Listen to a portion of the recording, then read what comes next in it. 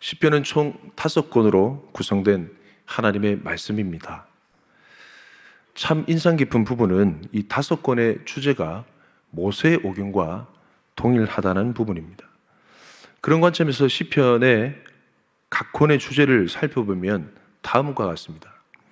제1권의 주제는 창세기 내용처럼 하나님이 창조하신 사람에 대한 부분, 제2권의 주제는 출애굽기 내용처럼 하나님의 놀라운 절대 구원에 관한 내용, 제3권의 주제는 레위기 말씀처럼 예배와 하나님의 성소에 대한 부분, 제4권의 주제는 민수기 내용처럼 광야에서의 방황에 대한 내용, 제5권의 주제는 신명기 내용처럼 하나님의 율법의 말씀에 대한 내용으로 구성이 되어 있습니다. 저희가 오늘 살펴볼 시편 42편 말씀은 제2권의 시작 부분에 나오는 하나님의 말씀입니다. 애굽 땅 종되었던 삶을 떠나 홍해라는 거대한 장애물을 맞닥뜨린 인생들에게 베풀어 주시는 하나님의 절대 구원. 너희는 두려워하지 말고 가만히 서서 여호와께서 오늘 너희를 위하여 베풀어 주시는 행하시는 구원을 보라. 홍해 앞에 모세의 고백처럼 낙심하고 불안해하며 두려워 떨고 있는 모든 인생들에게 베풀어 주시는 하나님의 놀라운 구원 역사를 오늘 경험하게 되시길 주님의 이름으로 축복합니다. 아멘. 그러면 하나님은 어떤 인생들에게 절대 구원의 은혜를 베풀어 주실까? 오늘 시편 42편 말씀에는 두 가지 영적 상태에 놓인 인생들이 등장합니다. 하나는 영적 갈증이 있는 인생들이고 다른 하나는 영적 전쟁이 있는 인생들입니다. 오늘 본문 중심으로 이런 인생들에게 베풀어 주시는 하나님의 놀라운 구원의 은혜를 나눠보고자 합니다. 여러분, 하나님은 어떤 인생들에게 구원의 은혜를 베풀어 주십니까? 첫 번째, 영적 갈증이 있는 인생들에게 하나님은 놀라운 구원의 은혜를 베풀어 주십니다. 시편 42편 1절 말씀 우리 한 목소리로 같이 한번 읽어볼까요? 시작. 하나님이여 사슴이 시냇물을 찾기에 갈급함 같이 내 영혼이 주를 찾기에 갈급하니이다. 이 시편의 저자는 목이 말라 시냇물을 찾기에 갈급한 사슴을 바라보며 자기 자신의 영적 상태가 그와 같다라고 말하고 있습니다. 여러분, 이스라엘 지역은 4월부터 10월까지가 건기에 해당합니다. 비가 잘 내리지 않죠. 무척이나 날씨가 덥고 물이 부족한 시기입니다. 시냇물은 말라버리고 물길만 그 정도 나 있는 정도, 사방팔방으로 물을 찾아 헤매어도 사람도 들짐승도 물을 찾기 힘든 시기가 바로 이 시기입니다. 그때가 되면 길가에 죽은 짐승이나 사슴들을 보게 되는데, 사슴들을 좀 많이 보는 이유가 사슴이 갈증에 예민한 동물이라 그렇습니다. 식도가 되게 얇고 물을 조금이라도 먹지 못한다면 이 식도가 붙어버린답니다. 그래서 곧 죽게 된답니다. 시냇물을 찾아 헤매이다가 강가로 내려왔는데 물은 얻지 못하고 물길만 나 있어서 발을 동동 구르다가 죽어버린 사슴들. 시인은 이런 장면을 눈으로 보며 오늘의 시편의 말씀을 고백하고 있습니다. 1절에 나오는 갈급함이란 단어는 히브리어로 아라그라는 단어입니다. 이 단어의 본뜻은 헐떡거리다라는 뜻입니다. 구약에 같은 단어로 쓰인 유일한 본문인 요엘서 말씀에 보면 그 내용이 잘 나오는데요. 요엘서 1장 20절 말씀에 보면 이런 내용이 있습니다. 들짐승도 주를 향하여 헐떡거리오니 시내가 다 말랐고 들의 풀이 불에 탔음이니이다. 여기 나오는 헐떡거리다라는 단어가 바로 아라그라는 단어입니다. 저는 오늘 본문에서 나오는 이 아라그라는 단어의 번역이 갈급함이라는 고상한 표현보다 헐떡거리다라는 처절한 표현이 더 적합하다고 생각합니다. 물을 못 먹으면 죽을 수도 있는 상황, 죽을 힘을 다해 겨우 시냇가를 찾아가지고 왔는데 자신을 위협할 맹수가 도사리고 있는지 모르는 상황이기 때문에, 또 자신을 공격할 사냥꾼의 올무가 있을지 모르는 그런 상황, 그래도 이 물을 마셔야만 살 수 있는 그런 상황이기에 필사적으로 시냇물을 찾아 헤매는 그 헐떡거림, 그것이 바로 하나님을 향한 시편 저자의 간절한 목마름이자 간절한 몸부림인 것입니다. 이런 우리 인생의 근본적인 목마름과 갈증에 대해 다룬 성경 말씀이 요한복음 4장 말씀입니다. 바로 예수님과 수가성 여인이 대화하는 장면입니다. 요한복음 4장 13절부터 15절까지 말씀 같이 한번 좀 읽어볼까요? 시작. 예수께서 대답하여 이르시되 이 물을 마시는 자마다 다시 목마르려니와 내가 주는 물을 마시는 자는 영원히 목마르지 아니하리니 내가 주는 물은 그 속에서 영생하도록 솟아나는 샘물이 되리라. 여자가 이르되 주여 그런 물을 내게 주사 목마르지도 않고 또 여기 물 기르러 오지도 않게 하옵소서. 여러분 이 말씀을 기억하십시오. 이 물을 마시는 자마다 다시 목마르려니와 이 물을 마시는 자마다 다시 목마르려니와 이 세상에 어떤 것도 우리의 영혼을 채울 수 없습니다. 이 세상이 주는 물은 순간의 갈증은 해결할지 모르겠지만은 영원한 해갈이 되지는 못합니다. 인생은 그렇게 끊임없이 세상에 주는 물을 마셔대며 채워지지 않는 영혼의 갈증으로 인해 발버둥치며 헐떡거리고 있습니다. 여러분 명심하십시오. 그 어떤 것으로도 채워지지 않습니다. 제가 중등부를 담당했을 때 일입니다. 전도축제를 준비했었거든요. 전도축제를 준비해서 열심히 기도하고 준비했었습니다. 교사들이 정원의 절반 정도밖에 안 되는 열악한 상황 속에 열심히 기도하고 준비했습니다. 아이들도 찬양팀 중심으로 해서 열정적으로 전도하고 자기 학급에 있는 학우들에게 그 전도축제에 대한 내용을 알리면서 준비를 했었습니다. 하나님께서 은혜를 많이 베푸셨는지 그 당시 중등부 정원이 한 120명 정도 됐는데 전도축제 당일날 뚜껑을 열어보니까 한 360명 넘는 3배 정도 가까이 되는 인원들이 모였습니다. 하나님의 놀라운 간섭하심과 은혜였죠. 부장집사님도 울고 저도 울고 아이들도 울고 난리가 났었습니다. 근데 감사한 건 감사한 건데 문제가 그 이후에 일어났습니다. 전도축제가 끝나고 얼마 지나지 않아 한 친구한테 전화가 왔습니다. 따라랑 전화가 온 거예요. 제가 전화를 받아보니까 열심히 전도축제 가운데 열심히 준비했던 임원이고 최선을 다해 준비했던 한 학생이었습니다. 무슨 할 말이 있냐 물어보니까 저보고 하는 말이 제가 그때 강도사였거든요. 강도사님 마음이 공허해요. 왜 공허한데? 이런 거. 모르겠어요. 이런 거. 이상하게 마음이 공허하고 아무것도 하기 싫다는 거예요. 열심히 상담하고 기도했지만은 그 친구 그 전화를 끊고 난 이후에 3년 동안 중등부에 나타나지 않았습니다.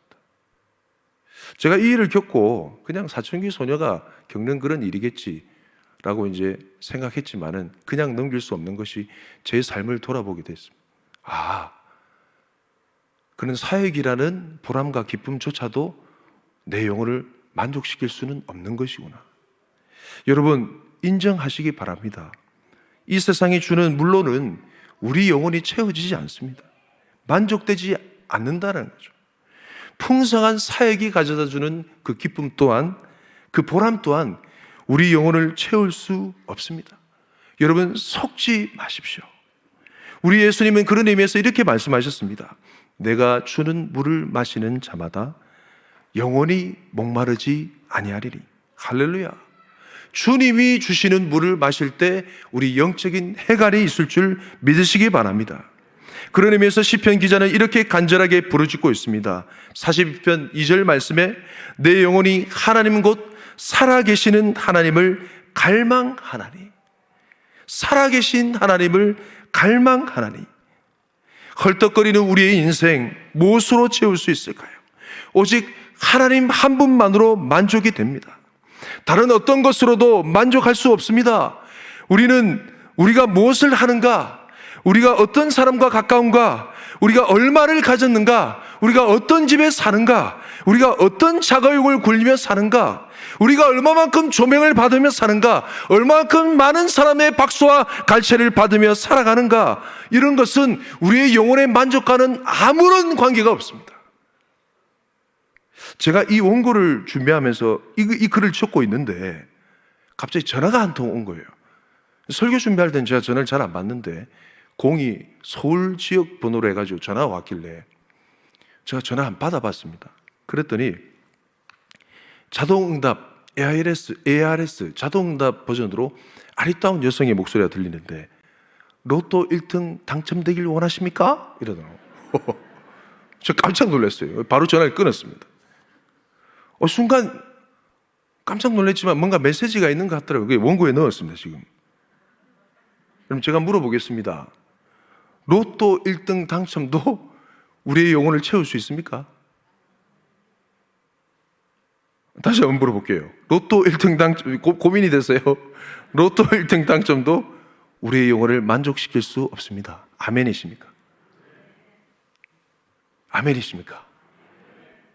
왜냐하면 하나님이 우리를 그렇게 만드셨기 때문에 그렇습니다. 다른 것으로 채울 수 없게끔 만드셨습니다. 아멘이십니까? 시편 저자는 또다시 이렇게 담대히 고백하고 있습니다.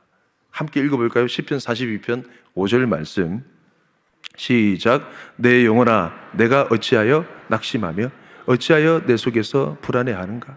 너는 하나님께 소망을 두라. 그가 나타나 도우심으로 말미암아 내가 여전히 찬송하리로다. 한번 따라해 볼까요? 우리 가슴에 손을 얹고 너는 하나님께 소망을 두라. 다시 한번 더 너는 하나님께 소망을 두라. 할렐루야. 하나님만이 우리의 영혼의 만족이 되십니다. 하나님만이 우리의 영적인 갈증을 해결하실 수 있고요. 아멘이십니까? 하나님만이 우리의 모든 것을 채우실 수 있습니다. 왜냐하면 하나님이 우리를 만드신 창조주이시고 하나님이 그렇게 우리를 만드셨기 때문에 그렇습니다. 우리는 새벽마다 역대하 말씀을 나누고 있습니다. 저는 오늘 말씀을 준비하면서 역대하 말씀 중에 여호사밧 왕의 고백이 생각이 났습니다.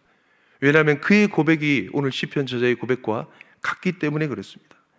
우리 함께 역대하 20장 12절 말씀을 같이 한번 볼까요?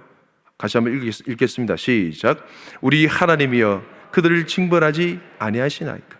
우리를 치러 오는 이 큰 무리를 우리가 대적할 능력이 없고 어떻게 할 줄도 알지 못하고 오직 주만 바라보나이다 하고 오직 주만 바라보나이다 하고 오직 주만 바라보나이다. 우리의 영적인 갈증을 해결하실 수 있는 유일한 분이신 오직 하나님만 바라보고 하나님께 소망을 두는 저와 여러분의 삶이 되시길 주님의 이름으로 축복합니다. 아멘. 하나님은 또 어떤 인생들에게 하나님의 놀라운 구원의 은혜를 베푸실까요? 영적 전쟁이 있는 이들에게 인생들에게 하나님은 놀라운 구원의 은혜를 베푸십니다. 시편 42편 3절 말씀 제가 읽겠습니다. 사람들이 종일 내게 하는 말이 내 하나님이 어디 있느냐 하오니 내 눈물이 주야로 내 음식이 되었도다. 시편의 저자는 지금 은혜로운 찬양 속에 둘러싸여 있지 않습니다. 주위 사람들의 축복과 환대 속에 있는 것은 더더욱 아닙니다. 오히려 아침부터 시작되는 조롱과 멸시, 비아냥거리는 말투와 공격 속에 처절한 삶의 현실 속에 홀로 놓여 있습니다. 6절 말씀에 보시면 내가 헤르몬 산에서 주를 기억하나이다 라는 구절이 있습니다. 이 헤르몬 산이란 지역은 이스라엘 국경 최북단에 있는 단에서 동북쪽으로 30km 더 올라가 있는 위치에 있습니다. 그러니 시편 저자는 영적인 고향인 예루살렘으로부터 한참 떨어진 땅끝에 거하고 있음을 알 수 있습니다. 타행살이 신세에 시편 저자의 마음은 이미 낙심 상태이고 그의 눈에는 눈물이 흐르고 있습니다. 눈물이 얼마나 흘렀는지 그 눈물이 자신의 음식이 되었다라고 고백하고 있습니다. 아마도 여러분 눈물을 많이 흘릴 때 그런 경험 하시잖아요. 이 눈물이 타고 흘러가지고 어떻게 하면 입으로 들어갑니다. 눈물의 맛을 아십니까? 눈물의 맛이 어떻습니까? 예, 짭니다. 눈물의 맛을 많이 보신 것 같네요. 여러분 이렇게 눈물이 하염없이 흐를 때는 과거의 아름다운 추억이 약이 되는 것이 아니고 독이 되는 법이죠. 시편 기자는 과거의 그런 아름다운 추억을 회상하며 가슴 아파하는 가슴 아파합니다. 시편 42편 4절 말씀 한번 같이 한번 읽어볼까요? 시편 40편 4절 말씀 시작.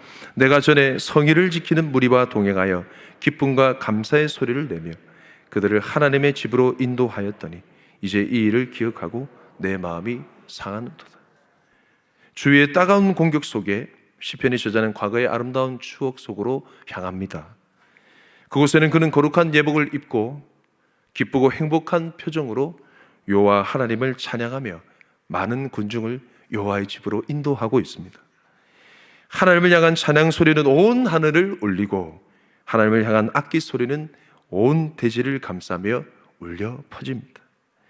웅장하고 위험 있는 찬양 소리에 사람들의 마음속에 있는 어둠이 물러가고 이스라엘 하나님 여호와는 과연 그들의 행렬 가운데 임재해 계셨습니다. 한참을 취해 있다가 정신을 차려보니 여전한 대적의 공격 소리와 비난 소리가 쏟아지고 있습니다. 시편 저자는 그런 현실 앞에 그만 고개를 떨구고 맙니다. 시편의 저자는 현재의 압박과 과거의 추억으로 인해 심한 영적인 공격을 받고 있습니다. 그 당하는 정도가 얼마나 극심하고 아픈지 10절 말씀 시작에 보면 이런 표현이 있습니다. 내 뼈를 찌르는 칼같이 라는 표현을 사용하고 있습니다. 여러분 혹시 전쟁용 무기인 공성태라는 걸 압니까? 우리 한국 전쟁 영화 이런 거 보면 공성태를 준비하라 뭐 이렇게 하거든요. 이 공성태가 뭐냐면 대적의 성문 또는 얇은 성벽을 부서뜨리기 위해서 큰 기둥, 앞에 보면 세부치나 뾰족하게 갈아놓은 큰 기둥을 수레에 실어놨습니다. 이 실어놓은 것을 어디다가 그 성문에 쾅 하면서 내리박는 거죠. 여러분 이 대적을 내 뼈를 찌르는 칼같이라는 표현이 바로 그 표현입니다. 다른 성경에 보면 그렇게 나와 있습니다. 이 공성태라는 이 무기로 사람을 세워놓고 내리 찢는다 생각해 보십시오. 그 찌르는 아이고 따끔거린다 이 정도가 아니고 뼈가 으스러지고 부스러지는 그런 고통과 아픔을 얘기합니다. 사랑하는 성도 여러분, 이런 고통과 아픔이 있는 인생, 이런 처참한 인생 가운데도 하나님의 역전의 드라마가 있을 수 있을까요? 이런 처절한 인생 가운데도 하나님의 여명의 빛이 밝아올 수 있을까요? 놀랍게도 시편 저자는 이런 영적인 전쟁 속에서 하나님의 은혜를 기억하고 있습니다. 여러분 이게 얼마나 놀라운 은혜인지 아십니까?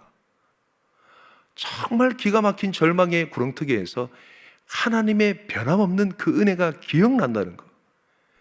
어렸을 때 무심코 갔던 여름 성경학교 때 들려주셨던 전도사님의 말씀, 이게 기억이 난다는 것. 어렸을 때 무심코 갔던 성탄절 예배, 그 연장에서 울려펴졌던 아름다운 예배의 광경, 이게 기억이 난다는 것. 여러분 이게 엄청 놀라운 은혜입니다. 시편 42편 6절 말씀 함께 읽어볼까요? 시작. 내 하나님이여 내 영혼이 내 속에서 낙심이 되므로 내가 요단 땅과 헤르몬과 미살산에서 주를 기억하나이다. 할렐루야. 이런 하나님의 은혜가 여러분의 인생의 절망 속에서 기억나는 은혜가 있길 주님의 이름으로 축복합니다. 사방의 대적들의 공격으로 우겨쌈을 당하는 순간에도 시편의 저자는 하나님의 은혜를 떠올리며 기억하고 있습니다. 여러분 이것이 정말 놀라운 은혜입니다. 이런 비슷한 장면은 신약 성경에도 나오는데요. 여러분 잘 아시는 탕자의 비유에 등장합니다. 탕자가 아버지의 가산을 창기들과 함께 다 탕진해버린 그 탕자가 그 마음을 돌이킨 것은 돼지 먹는 죄염 열매로 자신의 배를 채우는 비참한 그 현실 때문이 아니었습니다. 바로 그 순간에 그가 스스로 돌이켜 아버지의 집을 기억했다는 사실, 그것이 그의 인생의 전환점이었던 것이죠. 우리 함께 누가복음 15장 17절, 18절 말씀을 세번역 성경으로 한번 볼까요? 시작. 그제서야 그는 제정신이 들어서 이렇게 말하였다. 내 아버지의 그 많은 품꾼들에게는 먹을 것이 남아도는데 나는 여기서 굶어 죽는구나. 내가 일어나 아버지에게 돌아가서 이렇게 말씀드려야 하겠다. 아버지, 내가 하늘과 아버지 앞에 죄를 지었습니다.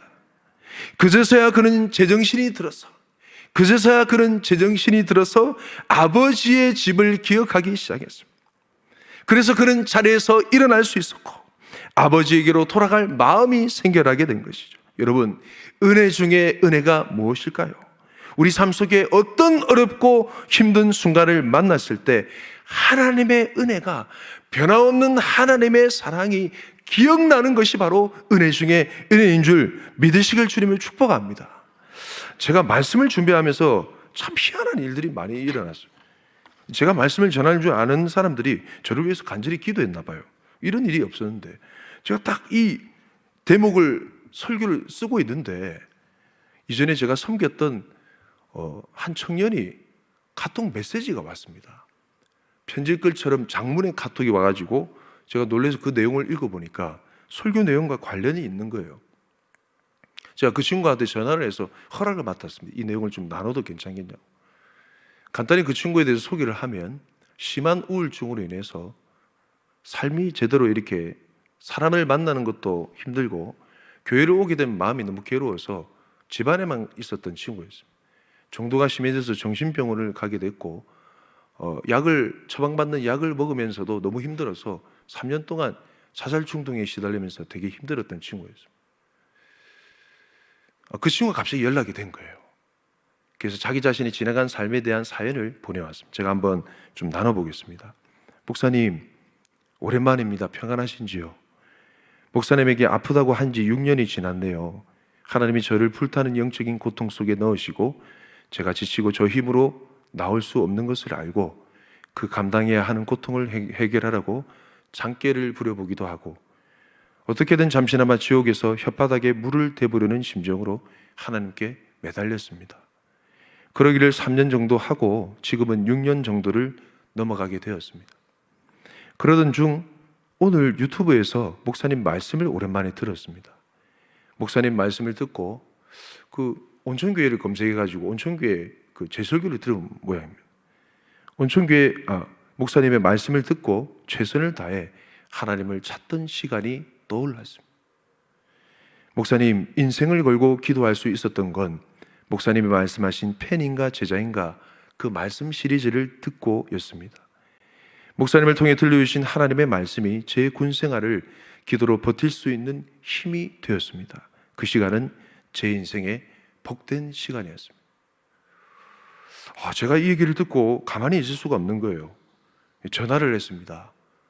괜찮냐? 물어봤습니다. 그랬더니 좀 상황이 많이 나아졌대요.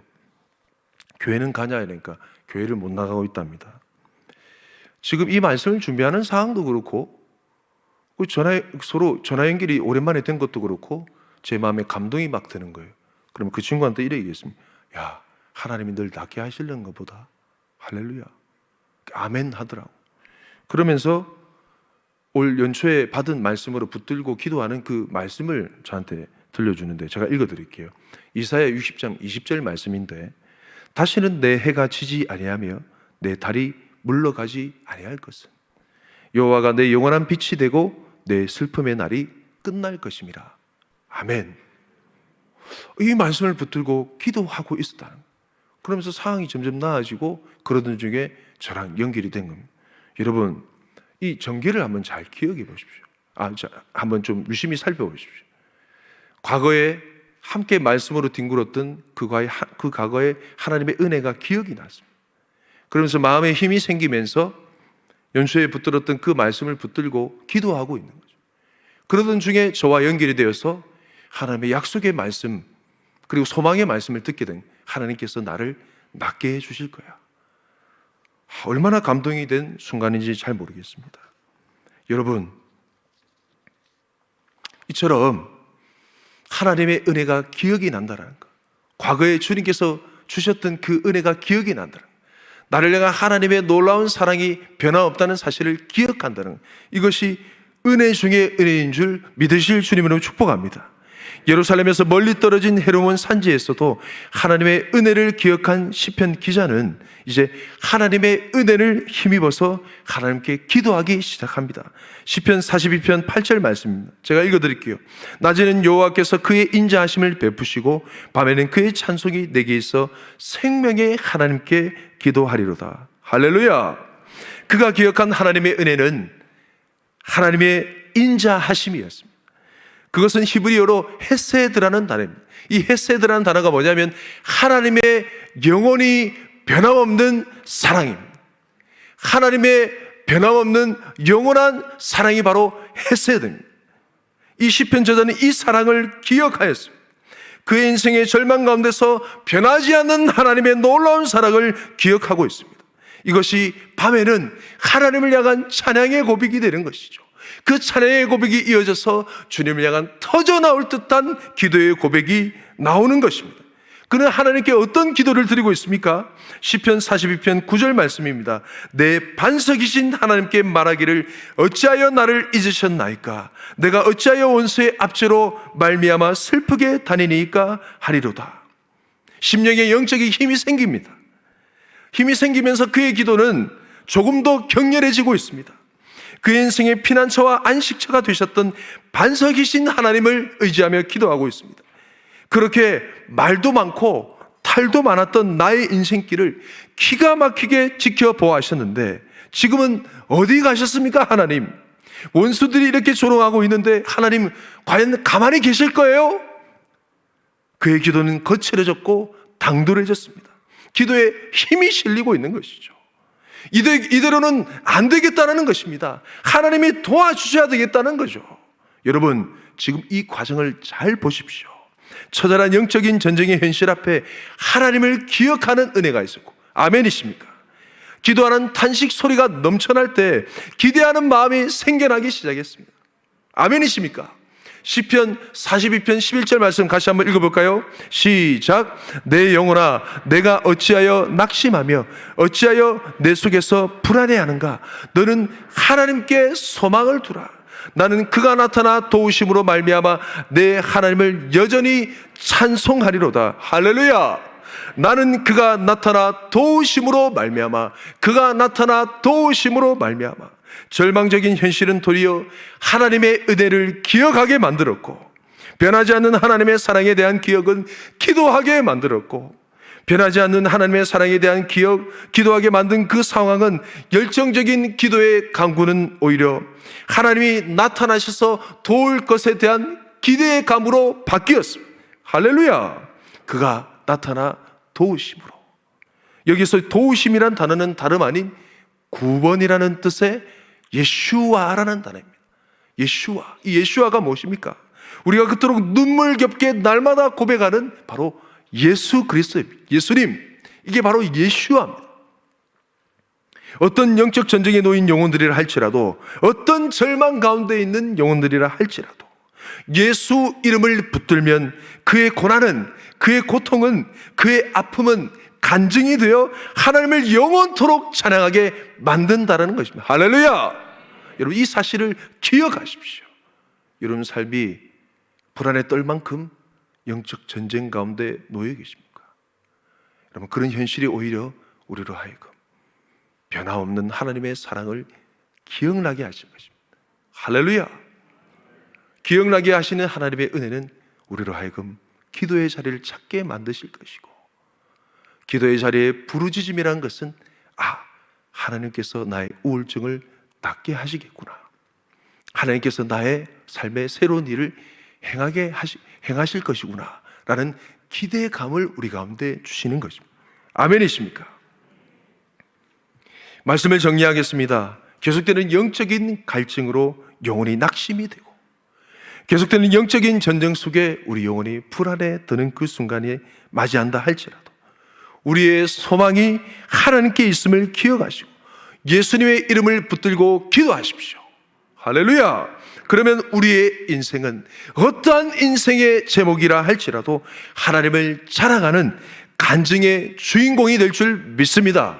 하나님은 우리의 모든 삶의 여러 가지 제목들을 사용하셔서 하나님을 높여드리는 간증거리로 삼으실 것을 믿으시고 그런 인생의 주인공 되시길 예수님의 이름으로 축복합니다. 아멘. 우리 이 시간 찬양을 한 곡하고 함께 좀 기도했습니다.